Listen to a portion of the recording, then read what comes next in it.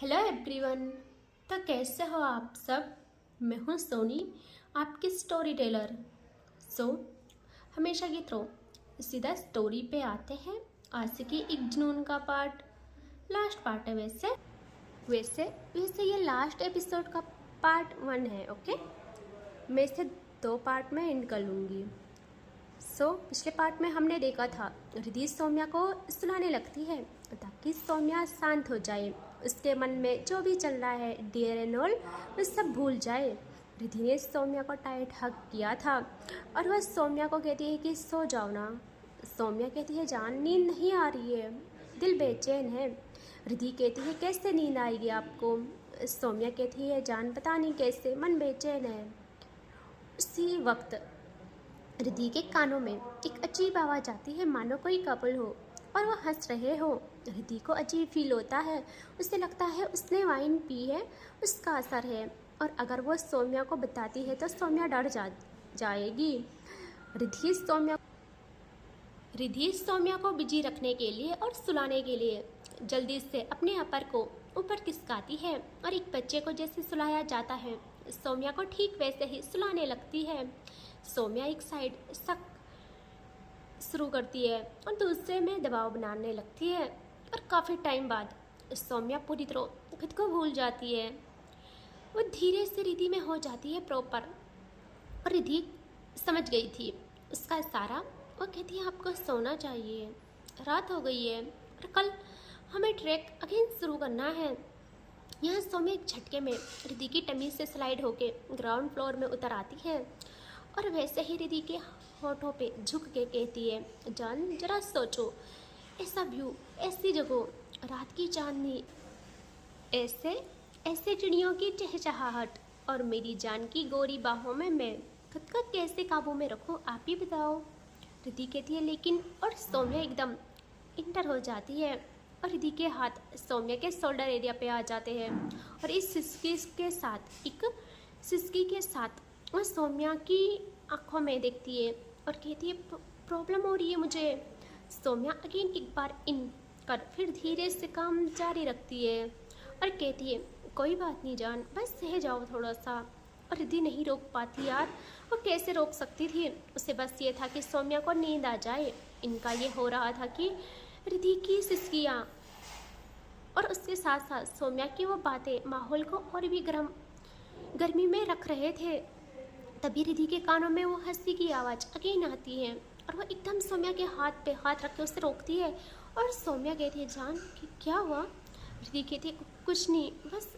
और वो अगेन आवाज़ उसके कानों में आती है और रिद्धि ना जल्दी से सौम्या का हेड पकड़ के सौम्या को कुछ समझने का मौका भी नहीं देती और खुद उसे डाउन करती है। ओ भाई, और एक हाथ से सौम्या का हेड पकड़ दिया और दूसरे से खुद के लोअर को हटा के एकदम सौम्या को मंजिल तक पहुंचाने लगती है। और Saumya use her tongue. Oh my god, इतना प्यारा था कि रिद्धि पागल हो जाती है। वो सिर्फ सौम्या का ध्यान भटकाना चाहती थी क्योंकि उससे लगता था कि उसके कान बज रहे हैं और वो सौम्या को बताएगी तो वो डर जाएगी बिन बात की ही। ऐसे ही इनका प्यार होते जाता है। देखो ज़्यादा एक्सप्लेन नहीं करूँगी क्योंकि इनका तो भाई नेक्स्ट लेवल तक का एक्सप्लेन करवा देती हूँ मैं। और अब दिखाते हैं काफ़ी टाइम बाद जब सौम्या को सुलाते सुलाते रिद्धि खुद गहरी नींद की आगोश में चली जाती है और सौम्या जिसके सीने से रिद्धि लिपटी पड़ी थी उसकी आंखें एक झटके में खुलती है और वह देखती है रिद्धि को और कहती है थैंक्स गॉड जान, आप सो गई। देख रहे हो उसके मन में कुछ तो चल रहा था और रिद्धि को धीरे से अपनी बाहों से आज़ादी दिला लेती है और रिद्धि की मासूमियत देख के उससे बहुत प्यार आता है रिद्धि पे। वो धीरे से झुक के रिद्धि का माथा चूमती है और फिर उसके होठों पे प्यार भरा किस करके हटने को होती कि रिद्धि का मंगलसूत्र सौम्या की शर्ट से उलझ जाता है उसके कॉलर एरिया से। और सौम्या जल्दी से कहती है जान ये क्या है, मतलब नींद में भी इतने पहरे मुझ पे। और वो रिद्धि का मंगलसूत्र धीरे से आज़ाद करती है खुद के शर्ट कॉलर एरिया से और उठने को होती कि उसका ज़मीर, उसका दिल उसे इजाज़त नहीं देता। डर के मारे नहीं बल्कि अपना धर्म, अपना फ़र्ज निभाने के नाते उसके पैरों में रिद्धि नाम की जंजीर थी, उसकी मोहब्बत की जंजीर। वो जल्दी से साइड में रखा बैग लेती है और उसे खोल के रिद्धि के पास बैठ जाती है। और उसमें उसने बहुत सारे सामान रखे थे। वो क्या थे सुबह बताऊंगी। और सब एक एक करके निकाल के वो रिद्धि के तकिए के पास उसके सिरहाने उसके चारों ओर बिछा देती है, मानो रिद्धि को प्रोटेक्ट कर रही हो। और आखिर में अपने गले में लगाया तावीज उतार देती है। उससे पता था, जबकि ये उसकी दादी ने उसे पहनाया था, उसके डर को काबू और उसकी रक्षा के लिए उसके कुल देवताओं का आशीर्वाद था। वो पल भर भी नहीं लगाती उसे उतारने में। और धीरे से रिद्धि की कलाई पे बांधते हुए कहती है, सारे इष्ट देव, मेरी गैर मौजूदगी में मेरी रिद्धि की रक्षा करना ये आपका पहला कर्तव्य है। इसे इष्ट कहते हैं, पता है उसे खुद कितना डर लगता है, लेकिन अपने इससे पहले उस रब से पहले जो महबूब को रखे वो वही असली इश्क है। सौम्या जबकि ड्रंक थी, वह अब रिद्धि को नहीं देखती और एकदम टेंट से बाहर आ जाती। अगर वो रिद्धि को देखती तो वो नहीं जा पाती। ओह माय गॉड, मतलब कैसे आ गई यार वो बाहर। सौम्या जैसे बाहर आती है, एक तेज हवा का झोंका सौम्या का स्वागत करता है, मानो कि वो पहले से जानता हो कि हाँ वो आने वाली है। अगेन गूज़बम्स उभर आते हैं सौम्या के। रात का सन्नाटा, हर तरफ एक ऐसी खामोशी की चादर ओढ़े बिखरा पड़ा था जिसको महसूस करने से ही लोग डह जाते हैं। सौम्या अपने हाथों की मुट्ठी बंद कर देती है और कदम बढ़ाती है आगे। धीरे धीरे वो आगे बढ़ने लगती है, हाथों में एक फ़ोन और हाँ, एक हाथ में फ़ोन की टॉर्च ऑन थी और दूसरे हाथ में उसकी गन थी। और वो उसे लिए बढ़ती है आगे। और सब समझ गए होंगे वो कहाँ जा रही है। न जाने इतनी हिम्मत कैसे उसमें आ गई थी। वो आ पहुंचती है उस रास्ते तक जहाँ से उस खाई में उतरा जाता है। और वो बस खाई में उतरने के लिए अपना एक पैर आगे बढ़ाती कि एक जोरदार चीख सौम्या के कानों को छन्नी कर देती है। वो इतना घबरा जाती है कि उसके हाथ से फ़ोन नीचे गिर जाता है और उसकी रूह क्या, उसकी रीढ़ की हड्डी में तक सिलन पैदा हो जाती है। और धीरे धीरे वो क्या कहते हैं उसको, कि वो चीखें और तेज होती रहती है। सौम्या की कंपन शुरू होती है अब। और उसी पल उसे और धक्का लगने वाला था, क्योंकि उसे ऐसा फील होता है कि कोई एक अजीब सा एहसास उसके पीछे से गुजर गया हो, रोशनी की गति से गुजर गया हो। और सौम्या वो धीरे धीरे करके कांपते हुए जैसे अपने पीछे देखने लगती है। ओ गॉड, अब जो होने वाला था ना, किसी ने सोचा भी नहीं है, किसी ने सोचा भी नहीं होगा। सौम्या जैसे पीछे देखती है, 22 सेकेंड नहीं लगता सौम्या के पैर मानो काम करने बंद हो गए हो और वो एकदम पीछे पेड़ से सट जाती है। और उसके पूरे बदन से पसीना इतना बहता है कि उसके कपड़े तर हो जाते हैं। और वो ऐसे ही कहती है, कौन हो तुमको यहाँ किसने ऐसे। और वहाँ था एक लड़का जो पीछे पेड़ पे बंधा था। उसके हर तरफ से घाव रिस रहे थे। उसकी चीखें कोई सुने तो पत्थर भी रो दे। उसकी आंखों में उतनी पीड़ा थी। वो ऐसे ही कहता है, मेरी मदद करो, मैं इस दर्द से आज़ादी चाहता हूँ, मुझे आज़ाद करो। देखो वहाँ मेरी जीनत मेरे लिए तड़प रही है, प्लीज़ मेरी मदद करो, मुझे यहाँ से आज़ाद करो। सौम्या की पहले ही रूह हिली थी। वो क्या बोली उसे कुछ समझ नहीं आता। और वो इस सदमे से ही नहीं उभरी थी कि एकदम उसके पीछे अगेन वो साया उभरता है। और सौम्या को हार्ट अटैक आने वाला ही था कि उसी पल अचानक उसके पैरों के पास एक लड़की आ जाती है। और सौम्या जोरों से चिल्लाती है और आंखें बंद करके कहती है, तुम कौन हो बहन, तुम मेरे पास मेरे पैरों में क्यों, मेरे पैर छोड़ो। यहाँ उस लड़की की चीखें, उसका रोना उस लड़के से भी तेज हो जाती है। दिल को चीरने वाले थे उसके शब्द। उसके माथे से खून रिस रहा था, सिर्फ एक निशान था उसके माथे पे, मानो किसी पत्थर की देन हो। उसका ये जख्म, उसके गले में मंगलसूत्र था, मांग में सिंदूर, हाथों में चूड़े थे। नहीं नवेली दुल्हन जैसे लग रही थी वो। सौम्या के पैर पकड़ के गिड़गिड़ा के कहने लगती है कि प्लीज़ उनको बचा लीजिए, वरना वो मर जाएंगे। मैं आपके कदमों में घिरती हूँ, मेरे देव को बचा लीजिए, सौम्या धीरे से आंखें खोलती है और जैसे उसको देखती है और कहती है, यहाँ चल क्या रहा है? आप हो कौन? आज पूरे दिन नहीं दिखे आप लोग ऐसे, और आपको ऐसे बांधा किसने? और तुम्हारी ये हालत किसने की? यहाँ वो लड़की रोते हुए कहती है, हाँ हमारे घर वाले, हम घर से भागे हैं, हमने मंदिर में शादी की और हमारे घर वालों ने इनको ऐसे बांध दिया ताकि ताकि हमें जंगली जानवर नोच खाए। सौम्या जैसे सुनती है उसकी आंखों में अचानक डर की जगह खून उतर आता है। पल भर में वो क्या से क्या बन जाती है, कोई सोच भी नहीं सकता है। वो एकदम उन्हें को स्ट्रेस करती है और वक्त नहीं गंवाती, एकदम बढ़ती है उस लड़के की तरफ। और जैसे वो लड़के की तरफ जाती है वो लड़की धीरे से खड़ी हो जाती है और उसका चेहरा ऐसे दिखता है मानो कोई एक्सप्रेशंस ही न बाकी रह गए हो, बिल्कुल जीरो। पत्थर बनी देखती रहती है वो सौम्या को, और सौम्या उस लड़के के पास जाके जल्दी से उसके चेहरे की तरफ बिना देखे उसके पेड़ के पीछे चली जाती है और वहाँ उसके हाथ खोलने लगती है। और बहुत हिम्मत करके जैसे ही वो उस रस्सी को खोलती है वो आती है अब फ्रंट पे और कहती, ये रस्सी तो इतनी पुरानी है कि एक बच्चा भी इसके रेसे रेसे अलग कर दे, सड़ गल के ऐसी हो गई है, लेकिन मुझसे ये खुलने में इतनी कठिन क्यों बन गई थी? और वो धीरे से उस लड़के की तरफ देखती है कि उसे एक धक्का जैसे लगता है। लड़का पूरी तरह गायब, पूरी तरह गायब। सौम्या कहती है, कहाँ चले गए तुम? और वो एकदम पीछे मुड़ती है उस लड़की की तरफ और वो देखती है वो लड़का अपनी बीवी को सीने से लगाए रोए जा रहा है। दोनों एक दूसरे से लिपटे पड़े हैं। सौम्या अपने पीठ पे एक छोटा बैकपैक लाई थी, वो धीरे से उसकी तरफ बढ़ती है और उनके पास आके कहती, तुम लोग ठीक हो ना? सुनो हमारे साथ चलो, डरो मत। वो दोनों साथ में देखते हैं सौम्या को और कहते हैं, तुम्हें पता है तुम किसको साथ चलने को कह रही हो? सौम्या कहती है, हाँ ऐसे आशिकों को जिनका इस दुनिया को मंजूर नहीं, लेकिन सौम्या की अलग दुनिया है। तुम्हें पनाह मिल जाएगी, अपना नया आशियाना बनाना। और हालत देखो अपनी, क्या हिफाजत करोगे तुम अपनी बीवी की? और बैठो यहाँ।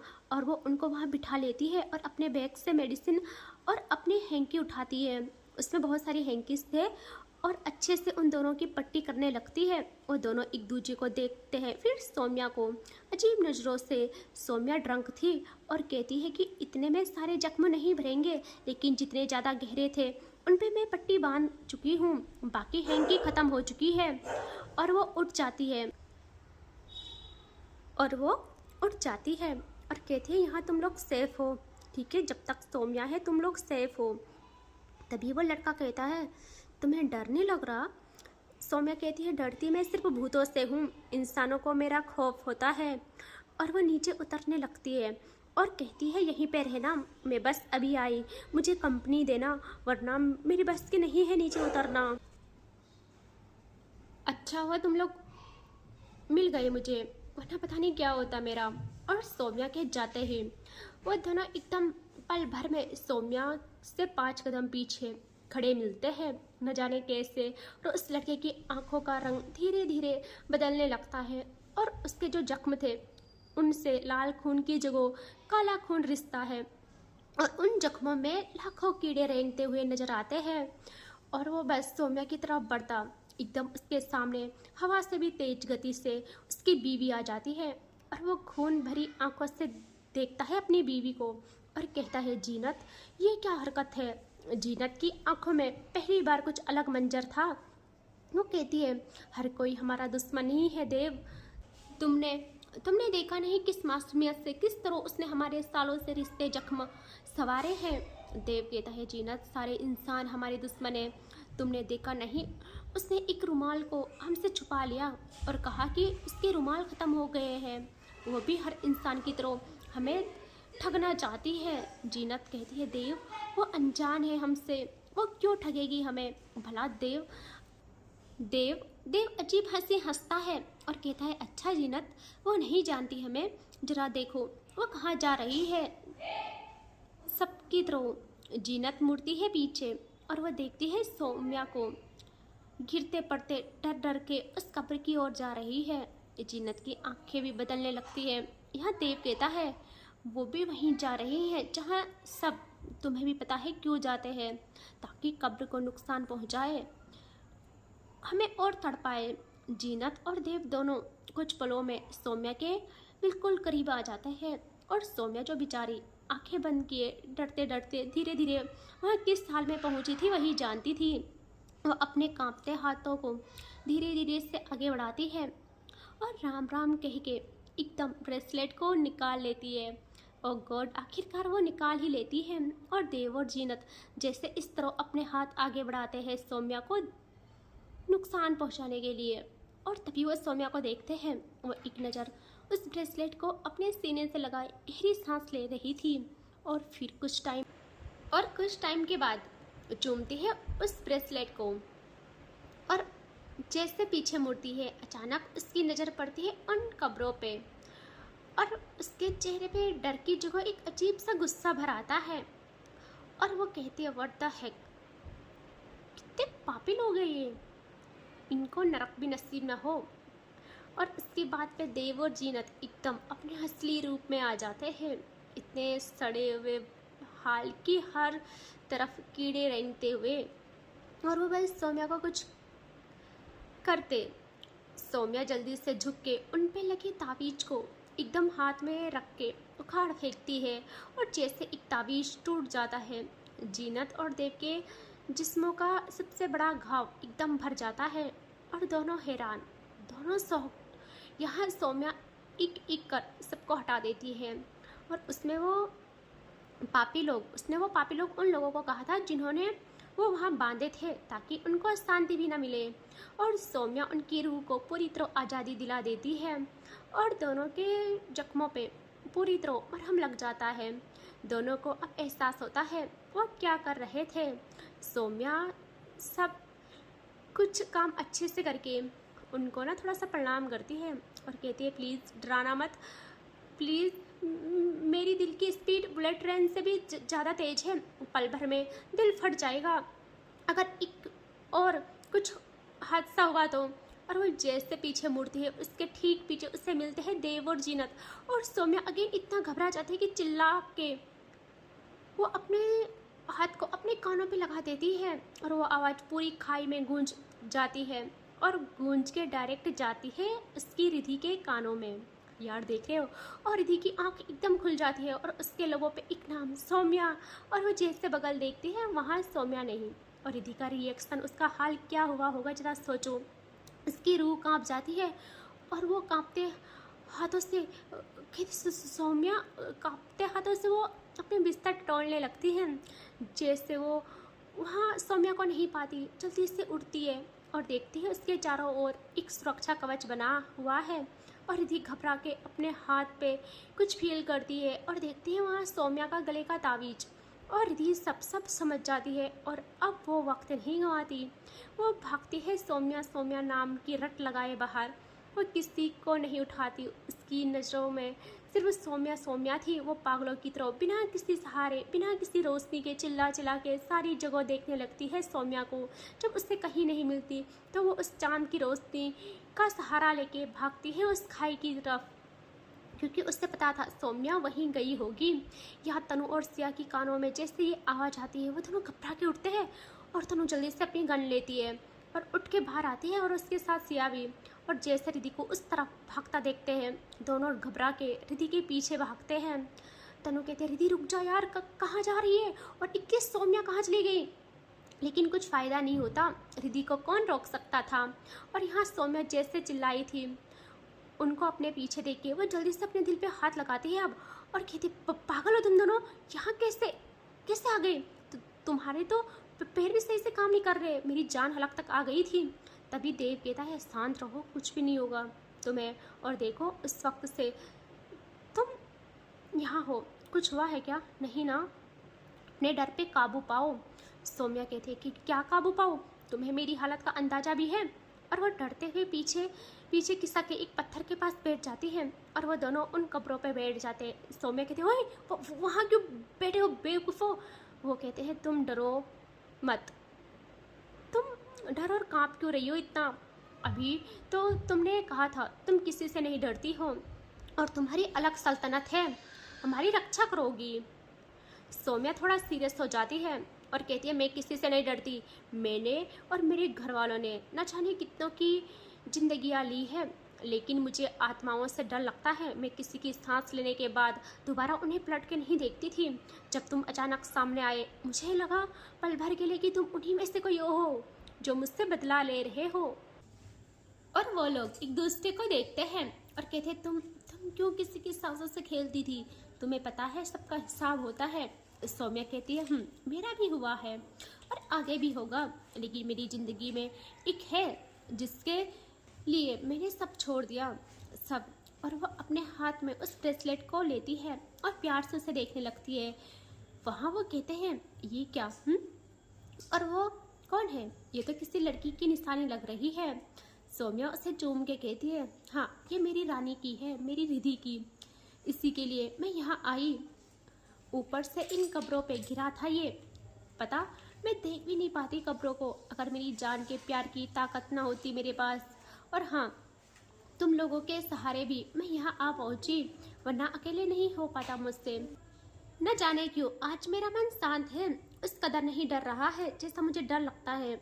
और सौम्या अपनी रिधि की बातें बताने लगती है और सब भूल जाती है और अपनी लव स्टोरी सुनाने लगती है उन लोगों को। और वो लोग सौम्या को भी अपने बारे में बताते हैं कैसे उनके प्यार के खिलाफ सारा समाज हो गया था। और सौम्या से पूछते हैं कि हमारे गांव घाव पे लगाने के लिए एक रुमाल क्यों छुपाया तुमने? सौम्या देखती है उन्हें और कहती तुमने देख लिया था, ये मेरी रिधि का है और उसकी चीज़ों को छूना तो दूर, कोई देखे भी तो मुझे बर्दाश्त नहीं होता। और रिधि वो धीरे धीरे बोर भी होने लगी थी। यहाँ उनमें से जीनत कहती है अगर तुम इतना डरते हो, इतना सब है, तो इतना पागलपन क्यों? क्यों अपनी जान जोखिम में डाल के उस पहाड़ी से उतरे तुम बस एक मामूली निशानी के लिए? सौम्या मुस्कुराती है और कहती है मामूली? और वो भी तुम लोग बोल रहे हो मामूली से? नहीं, ये मेरी रिधि के चेहरे की मुस्कान है। और पागलपन की बात है तो जब इश्क चलते हुए मुझ तक पहुंचा तो लिखा गया कि अपनी रिधि की एक दस्तक पे दिल का दरवाजा खोल सकता है। इसकी ऐसी जुबान है प्यारे कि जिसे गूंगा भी बोल सकता है। उन आंखों में डूब मरो, अपनी चाहत में हल हो जाओ। इश्क करो तो पागल कर दो या फिर खुद पागल हो जाओ। और मैंने खुद को पागल करना ही चुना है। और उसका इतना कहना था कि रिधि की आवाज़ पूरी वैली में गूंज जाती है, हर तरफ सौम्या नाम गूंजता है। और सौम्या रिधि की आवाज़ पे एकदम देखती है ऊपर। हाँ वही टॉप पे थी वो पहाड़ की, जो बस नीचे उतरने को बेताब थी। और सिया ने एक झटके में उसका हाथ थामा था कि रिधि पागल हो, तुम कहाँ जा रही हो? इस कदर नीचे खाई है। और ना रिधि बस उसे ही देखे जा रही थी, अपनी सौम्या को डरी घबराई रोते हुए कह रही थी सौम्या तुम वहाँ क्या कर रही हो? यार सौम्या इतना घबराती है, वो जल्दी से उठ के कहती रिधि मैं ठीक हूँ बच्चा, आई एम सॉरी, मैं आ रही हूँ आपके पास। और वो उनको कहती कि देखो मेरी रिधि है। और रिधि से सब्र नहीं होता, वो जल्दी से वहाँ से उठ के रोते हुए पहाड़ों से उतरने लगती है। सिया और तनु के हाथ साथ। यहाँ सिया रिधि को थामे थे और तनु आगे भागती है। उसे कुछ अजीब लग रहा था। वो गन कोक करती है और भागते हुए रिधि से पहले वहाँ उतर जाती है। और सौम्या का ध्यान सिर्फ रिधि पे था और जल्दी से पीछे मुड़ती है, ये कहते हुए कि तुम लोग अगर चल सकते हो तो मेरे साथ आओ। और जैसे वो पीछे देखती है वो लोग गायब।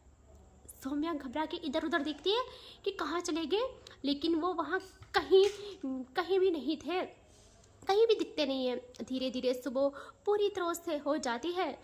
सूर्य की पहली किरण उन कपड़ों पे पड़ती है और वो आजाद मानो सूर्यदेव उन्हें अपने पास बुला रहे हो। यहाँ सौम्या को लगता है कि तनु को देख के डर गए, क्योंकि तनु के पास गन थी।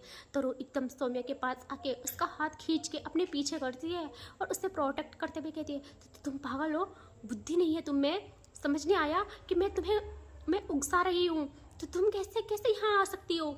और तुम्हारी मुझे एक भी नहीं पड़ी है, मुझे सिर्फ रिधि की पड़ी है जो पागल हो रही है तुम्हारे लिए। यह सौम्या एकदम तनु के सामने आके कहती है तुम पागल हो और इस गन को नीचे करो। वो लोग डर के भाग गए हैं, ऐसे गन नीचे करो। तनु कहती है पागल हो, लगता है रात की नहीं उतरी है। कौन लोग? सौम्या कहती है देव और जीनत, उनके पीछे लोग पड़े हैं और तुम उन्हें गन दिखा के और डरा रही हो। तनु जैसे सुनती है उसके हाथ एकदम नीचे हो जाते हैं और वो कहती है व्हाट, क्या नाम बताया तुमने? सौम्या कहती है सुना नहीं, देव और जीनत। यहाँ तनु एकदम सौम्या के जो पे पकड़ती है और उससे कब्रों की तरफ करती है और इन पे लिखा नाम, तनु कहती है कि इन पे लिखा नाम पढ़ो। और सौम्या की नज़र अब उन नाम पे जाती है और जैसे जाती है सौम्या का रिएक्शन देखो, धीरे धीरे उसकी आंखें बंद होती है, मानो उसकी हार्ट बीट बंद हो गई हो। और तनु उससे एकदम बाहों में थाम लेती है। यहाँ रिधि कांपते हुए, भागते हुए, घिरते पड़ते सौम्या के पास आती है और अब काफ़ी टाइम बाद दिखाते हैं जहाँ तनु ने सौम्या को पीठ में लादे हुए वैसे उठा के टेंट की तरफ ले आई थी वो उसे। और सौम्या रिधि की गोदी में सर रखे बेहोश थी और रिधि सौम्या के बाल सहलाते हुए बस रोए जा रही थी, बस रोए जा रही थी। वो तो तनु उससे बात भी नहीं कर रही थी। तनु कहती आई एम सॉरी रिधि, मुझे नहीं पता था ये सच में जाएगी। रिधि कहती तनु तुम्हें सब पता था वो जाएगी, अगर आज सौम्या को कुछ हुआ ना तो मैं मर जाऊंगी। तनु कहती रिलैक्स यार, कुछ नहीं होगा। और वो पूरी पानी की बोतल उड़ेलती है सौम्या के चेहरे पे और वो एकदम होश में आती है। पहले इधर उधर देखती है और फिर जल्दी से खुद को रिधि की बाहों में पाती है और रिधि को टाइट हक करके आँखों को मूंद के कहती रिधि वो लोग, रिधि आज तुम विधवा हो जाती जान। रिधि देखो ना कहीं वो लोग दोबारा तो नहीं आ गई। रिधि सौम्या को बाहों में पकड़ के टाइट हक करती है और उसका पूरा फेस चूमती है और कहती है थैंक्स गॉड, अब सही हो गए। और कौन लोग, क्या बोल रहे हो, यहाँ हमारे अलावा कोई नहीं है। तुम्हें नहीं पता मेरा क्या हाल हो गया था जब मैंने तुम्हें अपने पास नहीं पाया। और इसके आगे बस इसके नेक्स्ट पार्ट में देखेंगे। ओके, ये लास्ट एपिसोड है और इसके 2 पार्ट है, एक ये और एक दूसरा आएगा। Okay, so take care, bye bye.